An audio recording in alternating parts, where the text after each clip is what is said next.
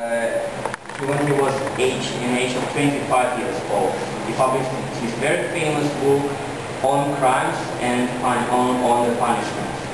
And in this book, he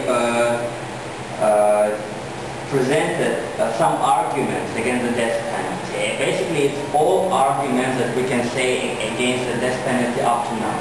Like the state didn't give us a life, so it can't take the life from us. Second is like the death penalty cannot stop the crime. It cannot reduce. The death penalty doesn't reduce the number of crimes. And the Gare said that, for example, the perpetual slavery seems to be more cruel than the death penalty for some people. And also he said that the death penalty it doesn't reduce, it's reducing the sensitivity of people towards capital punishment. Can you imagine the crowd watching the public death penalty, like the death penalty in public? So afterwards, there were some philosophers and thinkers like Camus from France who also supported this.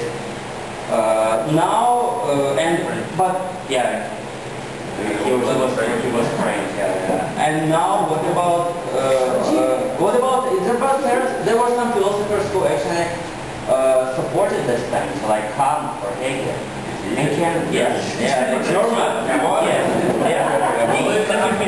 Okay, because the principle of Kant is equality and symmetry of penalty, of crime and punishment. So now a lot of countries already abolished the death penalty, but there are some who still have this practice, and I just saw the numbers today. From year 2005, it was like something like 4,000 death penalties, and 97% in the world, 97% were from 4 countries: China, Iran, US, and Vietnam. But I can imagine if Saudi Arabia. I just saw this thing. Yes. Like I can imagine, like if the death penalty, if the crime is murder, the punishment is death penalty. But I saw like in China or in Iran, the death penalty is for prostitution or for pornography, and I also saw the death penalty in Iran for smoking in Ramadan month, Ramadan for Muslims, and for unworthy life in the earth. Yes, like you have an unworthy life. The punishment can be death penalty. And also I saw a death penalty for witchcraft in Rwanda, if you are witch, up to now. So now I'm going to present the speaker with great pleasure, John Gomera, from Canada, and he had a great experience in this area, and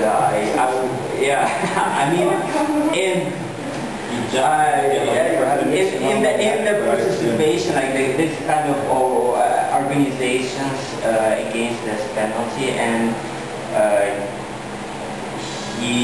we just would like to listen to his professional point of view. Thank you, John. Hi, everyone. Yeah, it's interesting what Roman was saying about the history of the death penalty and sort of the age of enlightenment. People really started to look at what is the death penalty and how is it being used and what is its purpose. And I haven't actually a little studied the philosophy of the death penalty, but my interests are more in the contemporary, how it's being used today, and more in, I guess, towards the abolition movement. So I guess I've been, I guess for about 20 years now. I started about 20 years ago. I started to work for, get involved with the Prisoner Rights Group in Canada. And in Canada, the death penalty has been abolished since 1976, for a long time. At the time I was involved in the Prisoner Rights Group, there was a serial killer who had killed, I don't know how many children. And so there was a big outcry for, like, reinstate the death penalty for this individual. And the group that I was involved with, some of the members were also involved in the movement to squash the introduction of the death penalty. And I got involved in that. And I started to learn a lot about the death penalty system and practice, and what its motivations are, and how it's being used not only in practice but also in the political circles. And I was really shocked at some of the things I discovered over a great deal of time. And I spent, I guess for the last 20 years, I've been following it wherever I've been, in Taiwan, in Canada, in Thailand. I've got involved at some level, either with local NGOs or just following individual cases on the field and trying to get out the word about what's really happening in this system of the death penalty. Because it's a system that has been in the closet for so many years. It's just like, it's part of the justice system that has not really been examined. It's been, I think for most people, from my experience talking with people, the idea that a monster is allowed to live it scares the shit out of them. And so when they think about, my government's going to kill this person, they think, thank you. You know, it puts them at ease, it helps them sleep at night, and they say, you know, we don't care how you do it, just get rid of this monster, take him away, eradicate him. He's not human, he does not deserve to live. And so for the most part, people are just not really open to even thinking about what the death penalty is and what the system of the death penalty is. So it's, and so is, I think, the debate about the death penalty, because it's such a huge issue and it evokes such huge emotion in all of us. I think when you think about if you know, someone killed someone you loved, what's your emotional response? And for some people, maybe they say, yeah, kill him. You know, he took the life of someone that I loved. He doesn't deserve to live anymore. Take his life. And what happens is they take that emotion and they give permission to the government to carry out this execution, because it's something that it touches an emotional basis and it alleviates some fear. But yeah, I want to begin just like tell you a little bit about the death penalty today, like the countries that actually execute and what's going on. There's about 1/3 of countries around the world have abolished the death penalty today, and of the other 2/3, there are some that have not executed in many, many years.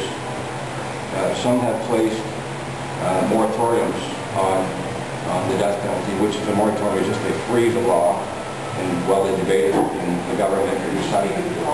Sorry, am I loud enough? Okay. Yeah, I know I'm a talker. You can come sit here. Yeah, better. It was the moratorium freezes a law while the government debates whether the death penalty is functional, whether it's serving its purpose. And more in recent years, governments have been enlightened mostly by local NGOs and people that have been concerned about the death penalty, and showing them a look at the system that we have of the death penalty. We really need to stop and take a look at it, because there's evidence that many things are falling through the cracks. Innocent people are being executed. There is, like Mom was talking about, some of the arguments against it, and some of the myths as well about the death penalty, like it deters crime. And people, I think, in their own minds, the logic is that for a sane, rational person, they think, yeah, you know, if I'm faced with a choice, should I kill or not kill? If the consequences are death, of course, it's going to deter me. But studies have shown that people in that, the kind of state that it takes, the frenzy that they're driven to commit such an extreme violent act, that there is no room for sanity or reasoning about consequences.